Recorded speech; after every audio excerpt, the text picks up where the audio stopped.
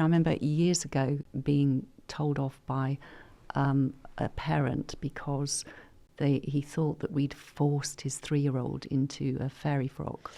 That doesn't happen anymore.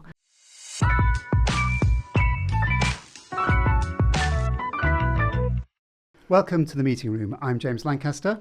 And I'm Holly Patrick. Now, have you ever had to miss a conference, maybe an important speaking opportunity because you couldn't get childcare? Or if you're an organiser, have you had a speaker pull out for the same reason? Today, we're joined by somebody at the forefront of providing child-friendly spaces at meetings and events, the CEO and founder of Nipperbout, Janthea Brigden. Janthea, welcome to the meeting room. Thank you very much. Just to kick things off, can you give us your elevator pitch for Nipperbout? How do you explain it to people? Well, the clue's in the name. Mm-hmm. We nip about the UK and Europe, providing creches at conferences and events for children aged 0 to 17. Creches. Creches and childcare, yeah. Okay. I'd only heard of this when you were involved in a feature for Association Meetings International magazine. And it doesn't sound as though it should be a radical idea, but something about it struck me as quite a radical idea. Where did it come from? Where was the inspiration? Oh, my goodness, there's a story. How long have you got? Oh, we've got plenty of time. No, it's going to be a book one day, I think. In my previous life, I was an actress, and I kind of hit upon this idea, like most people do, to kind of resolve a pain point, my own pain point, which is I had a 10-week-old daughter and actually had a job. I went back into the West End with my 10-week-old daughter. Looking back, I think, how in the world did I do that? 8 shows a week with a baby. And after that, when I was trying to do auditions and things, it was really hard to find temporary childcare where you could leave a child just for a very short period of time. So myself and another actress friend decided that we would open a shoppers creche, and we started, again, it's a long, very funny story, but we started in Wood Green Shopping Centre and we opened this amazing temporary kind of creche where people could drop children off just for 2 hours or an hour or whatever. 1980s, Yes, beginning of the recession. Yeah, I remember when they became a thing. Did you start that off then? Maybe. I don't know. We were certainly one of the first. Right. It was called Kinder Park. It was in Wood Green Shopping Centre, and it was brilliant. We had loads and loads of help. So Sue Cook opened it for us. Oh, really? Victoria Wood used to bring her baby. The people that did, who shot Roger Rabbit and Star Wars, painted all the walls for us. And it was brilliant. It was great. But it was in a recession and it didn't work. But during that time, another friend of mine, an actress friend of mine's husband, he worked for a company, an events company, called Imagination, which you may have heard of. Yep. Lovely company, big company. We worked for them quite often. He said, would we come and would we run a creche in a field inside a big inflatable clown? And coming from an acting background where, if people say, can you juggle, speak French and ride bareback on a horse, you go, yeah, I'll do that. And worry about it later. I'll worry about it later, yeah. So we did it, and it was a little bit like speaking French, riding backwards on a horse and juggling at the same time. However, while we were there, we were seen by the head of Vauxhall, who invited us to come and run a series of events for him at Millbrook Proving Ground. And then it just sort of snowballed, and when Kinder Park sadly folded, and I went to the bank for a kind of loan for Nipperbout, the next business, and they said to us, I went thinking, if you've failed a business, they're never going to give us any money. And the guy actually said to me, no, we think you must have learned from your mistakes. So yeah, we're happy to give you money. It was much easier than for Kinder Park. So I thought, well, there must be a business in this, and I started contacting places like the NEC and all sorts of big venues. So it's been a long journey then to get to where you are now. So from 92 to here, what's the demand been like? Has there been a consistent increase in demand for childcare at conferences? Or are we at a stage now where it's been more in demand than ever? I think we're at the stage now where conference childcare is more in demand than ever. When I started back in the 90s, I did the most bizarre jobs. So I did things like, we ran a creche on a plane for, I can't even remember who it was for now, but they did a competition called Paint a Plane for Christmas.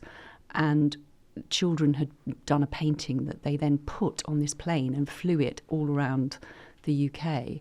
And it must have been British Airways. Of course it was British Airways. And we provided a whole load of children's entertainment before the plane took off, and then we provided the childcare on the plane. We did things like film launches, so we did Who Shot Roger Rabbit, Flubber and George of the Jungle and Great people films. like that. So we did all kinds of really bizarre things, and American companies that were bringing their people over to kind of integrate with their British counterparts, and we would run the programme for the children and sometimes for the partners. I was going to say wives, which they quite often were back in those days, but for the partners. So yeah, really wide variety of things. But now it is majority of what we do are conferences. We still do a few exhibitions, and we still do some weird and wonderful events as well. But yeah, mainly conferences. Why do you think that? Why do you think you've seen this increase in demand recently, specifically for conferences? Do you think we're just becoming more open to the idea of not having, or having more of a work-life balance? I think it's several things. I think inclusivity is a big organiser buzzword at the moment, and I think quite rightly organisers have opened up their minds to the viewpoint that actually you enfranchise lots of delegates that couldn't otherwise have come by allowing, supplying a creche. I think they get different kinds of people. They get people that they, voices that they may not have heard in their conferences before, because those people just couldn't come. It just wasn't a thing. So things like single parents, even parents where both parents, so for example, we do a lot of medical conferences, and where both parents are doctors, it's really hard for them if there isn't a creche. So yes, so being able to bring their children really helps. I think also since COVID, people have got more used to having their children with them, so it's not such a terrible, awful, scary thing to do. The other thing, I think, is that it's more about people understand about neuroscience and about the fact that children aged 0 to 5, our brains are pretty much done by the time we're 5. So if you want to have input to your child and have everything we do, everything we say, every experience that a child has between 0 and 5 is what goes to make the adult. And I think a lot of parents are aware of that now and want to have that influence and want to have that input and want their children with them. Older children as well, there's an awful lot of anxiety. I think, again, neuroscience has proved attachment and feeling safe, feeling like we matter and feeling that we belong are 3 really important things. And our primary carers are the most important things in our lives. They are our survival, not just when we're little, but when we're older as well. Teenagers, I think, more than anyone need their parents for all kinds of different reasons. So I think parents have become more demanding of it. We've very much seen that our clients are phoning us up because they've had demand from parents. Clients, the people who use the service, are they generally normal delegates, or are they VIPs, speakers, panellists? Just delegates. Just we delegates. have all of that. We have VIPs, and we quite often get a last-minute request from the organiser going, we've got this VIP or this speaker that's coming in and childcare's broken down, can you accommodate? And 9 times out of 10 we can. Generally, it tends to be your normal, ordinary person who's saying, hey, I want to come, I want to give my voice, and I can't do this unless you provide childcare. Interesting. So the demand is coming from the delegates themselves. Absolutely. And also, just an added note to that, it's about quality childcare. I think we provide a very premium service. And I know sometimes when a conference organiser, for whatever reason, has gone somewhere else for a year or not had it, those delegates who are used to having Nipperbout make their voices known, and we generally get asked to come back. So do you think for some conferences it's having on-site childcare is becoming as important as having a lunch in the conference or having a networking hour? It's really becoming... Absolutely. For some conferences, yeah, I think you're right. Definitely. It's, people just would not be able to come if they didn't have the childcare. And the other thing about it is if you provide quality, fun childcare, from an organiser's point of view, you get the pester power of the children. So we've been doing some conferences for 30 years, and those children beg to come back. You know, we get comments saying, you know, oh, this is the highlight of my children's year and they're always on at us. When can we go? When can we go? So, yeah, we have children that follow us around conference to conference. That's so lovely. So their parents can't leave the industry because they need to come back for the conference. So what's a typical age range we're looking at? 0 to 17. 17? Yeah. But typically... It depends on the conference and the event. Conferences are nearly always 0 to 17, you know, and even when people go, oh, but, you know, there won't be anyone older than 12, then you get a 14-year-old that suddenly appears. The general age tends to be up to about 12. Babies are in great demand, but of course they need a higher ratio of staff to children. But yes, I think it's all ages. One thing that I wanted to share with you as well is with these children that come back, these 17-year-olds, for some of the conferences that we've been doing for sort of 25, 30 years, they've grown up with us. And we give them a graduation T-shirt when they leave. And then quite often they come back and work for us as members of our staff. Wow. And not only that, we actually see them at the conferences that we do now with their children, and their children are coming into the creches.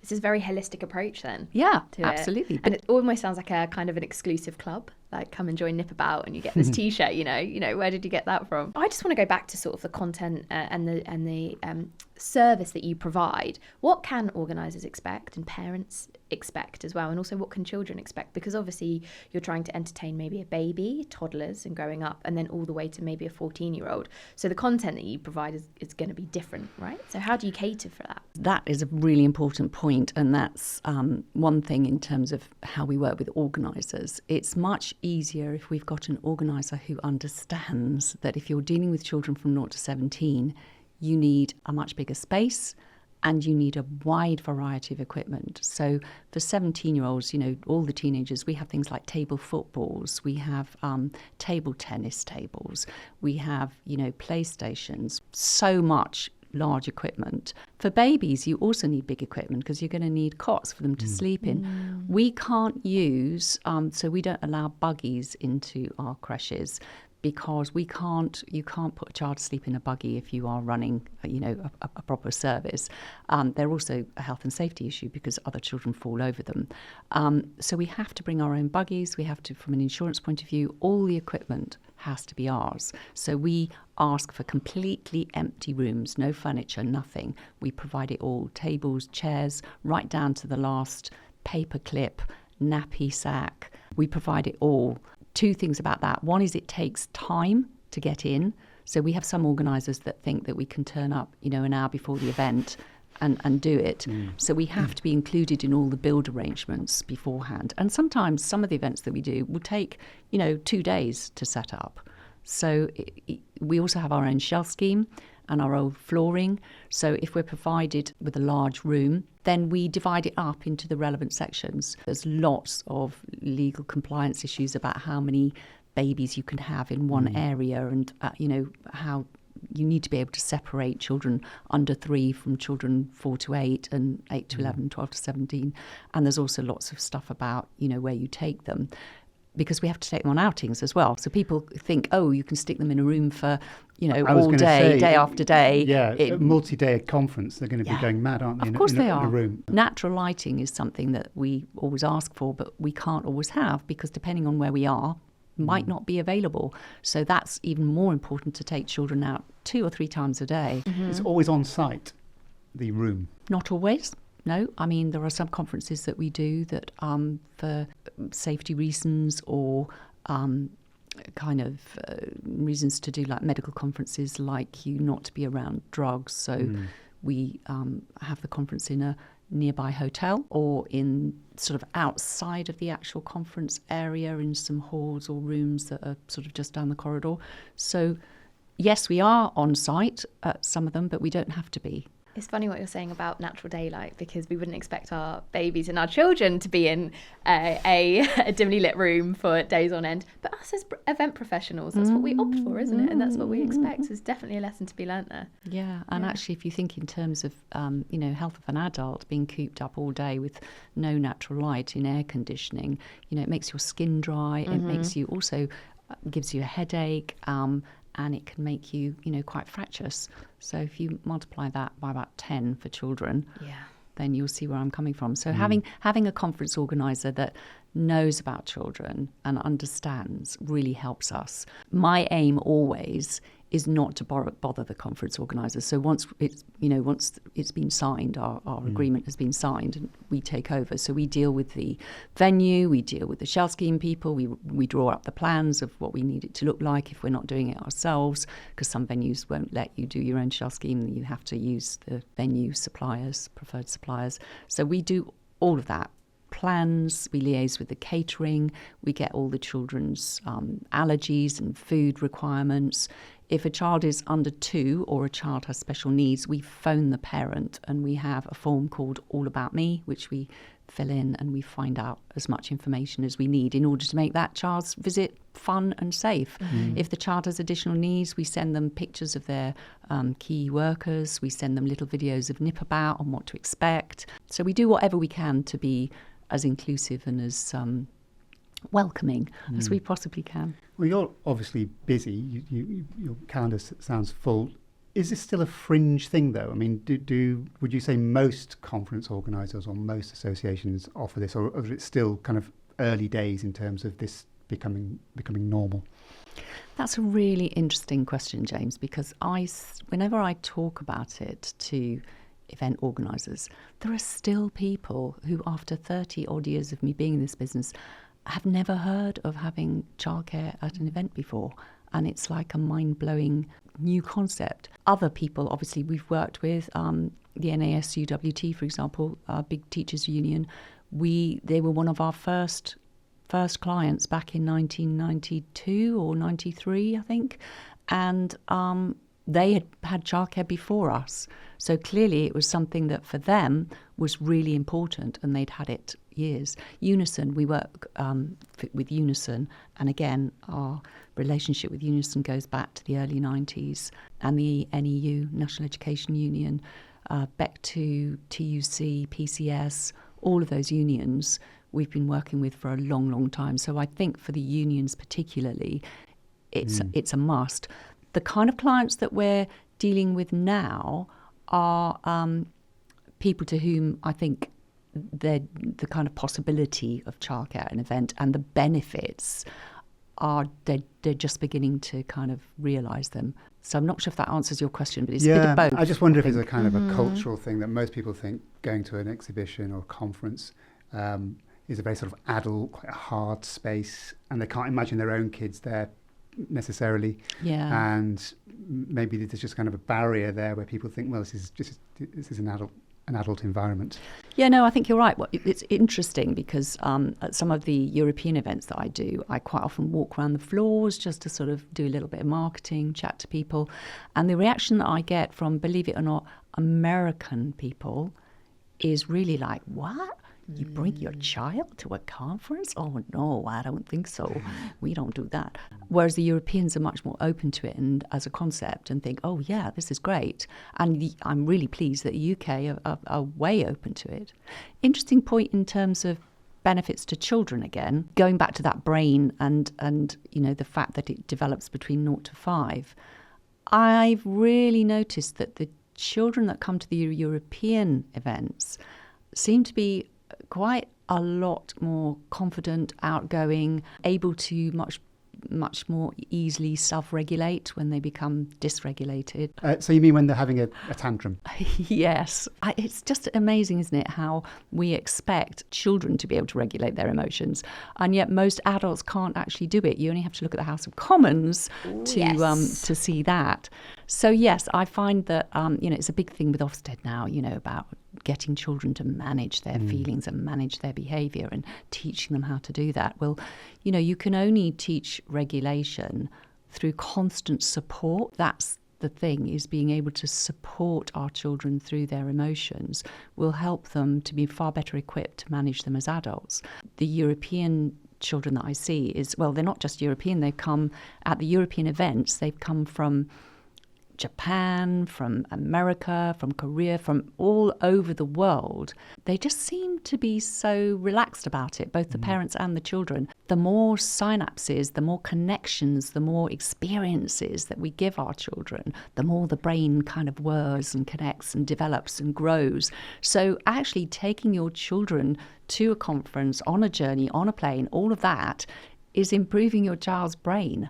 And so, there you go, as a holistic approach for the organisers. Organisers are actually making the world a better place because we're developing people with better skills who can see, travelling is how you notice and appreciate differences in people and accept differences in people. So there you go, it's world peace as well. Well done.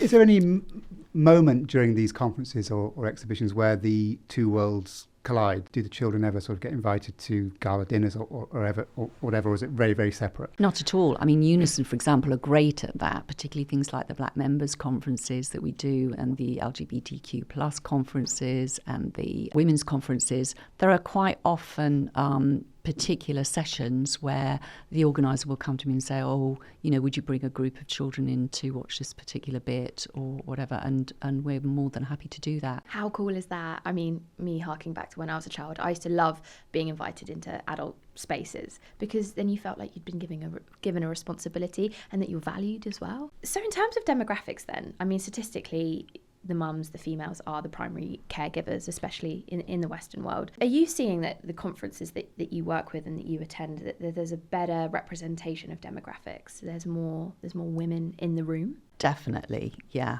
absolutely. I mean, we do quite a few women's conferences where there's just virtually women in the room, but yes, I think very much so. The other thing that I'm noticing, the kind of jobs that are higher, if you like, the doctors that are now consultants, they tend to be women. And actually, that's an interesting point, isn't it? I wonder if that's why there's more of a voice now in demanding childcare at events, because a lot of the women who perhaps previously weren't getting jobs have now got those jobs, and those jobs have become higher and higher, so they're in a much higher position than they used to be. They're on committees, they're chair people, they're actually driving the initiative, I think. I think that could be it. A lot of medical conferences, there's a great deal of prestige involved, a lot of speaking opportunities. You can be chair of this, chair of that. I have to say as well, I'm a big advocate of having men in creches. So we never operate a Nipperbout without having men in our settings for several reasons. One is just in terms of the dynamic and the environment, it creates a more balanced environment. But you're also educating from the ground up that it's okay to have men in childcare, and that actually having a man change a nappy or carry a baby or, play on the floor with dressing ups and be a fairy or a queen or whatever is perfectly acceptable and perfectly okay. I remember years ago being told off by a parent because he thought that we'd forced his 3-year-old into a fairy frock. That doesn't happen anymore. No. And also back in the day, because I've always done this, I was a bit of a revolutionary in my time. I can believe it. Well, actually, if you look at our logo, the Nipperbout logo, it's got long hair on one side and spiky hair on the other. And the spiky hair is deliberately pink and the long hair is deliberately blue.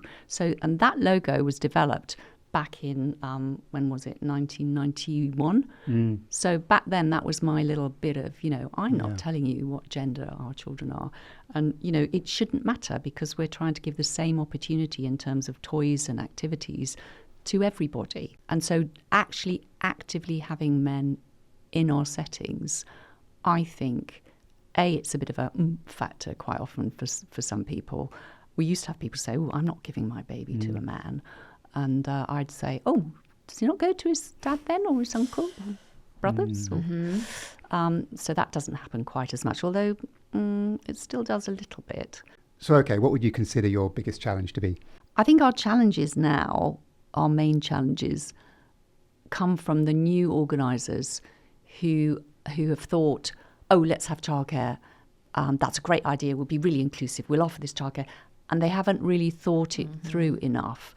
So suddenly they've got greater demand and the space that they gave us is too small, or the amount of staff that we've had are not enough.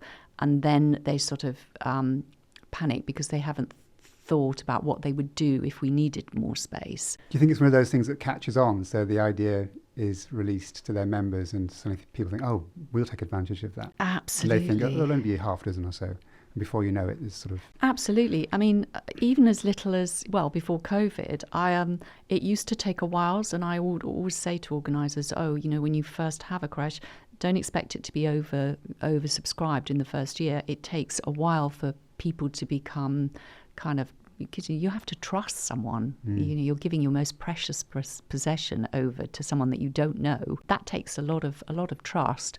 So I think we used to need to build that trust up over a couple of years. Now what we find is, or certainly this last couple of years particularly, where I've thought, the first few days, we're not going to have many people. We've had an awful lot of people. What's the biggest Nipperbout you've had? The biggest Nipperbout we've ever done was at the Excel Centre on the 3rd floor. And whenever I talk about this, I'm always sure that someone else there is shuddering in the same way that I do and start to twitch. We had 500 children, all under the age of 5 years. Wow. How many people did you have? How many staff? That was a lot of staff. That was 85 staff. So we had the whole of the top floor of the Excel. Can you name the client? It was the Saudi Arabian government. Really? Oh, wow. And So they brought were all their doing kids a over. graduation ceremony. Their king came over to present graduation certificates to the graduates, and so all the families of the graduates came over too. That was really interesting. The first year particularly was interesting, where we hadn't realised that the Arabian calendar is actually a 10-month calendar. So children who we thought would be 1 were only 10 months, and children who we thought would be 2 were only 20 months. And that has a huge impact on ratios. Wow, that is an added layer. Where do you even begin with that challenge? But you did, and you've done this event multiple times. Yeah, we did it. I think we ended up doing it 4 years. Yeah. Wow, amazing. Well, lastly then, Janthea, I just wanted to ask you, if event planners are watching this and listening to this and thinking, it sounds like a good idea, but I'm not entirely convinced, what would you say to them? I'd say go for it. Try it, because the benefits, which I've already spoken about, are numerous. And it's not just the obvious benefits. The obvious benefits are that you're going to get more people coming to your event, people who couldn't perhaps have come before. You're getting voices that you might not have heard, so you're enabling people to speak. But you're also benefiting, the children in terms of brain development and experience development. You're benefiting the relationship between the parents and the children. And, you're perhaps adding to world peace and a better society in the future. Well, I think it's an amazing idea. I do. Thank you very much for coming in and sharing it with us. Not at all. You're most welcome. I really enjoyed it.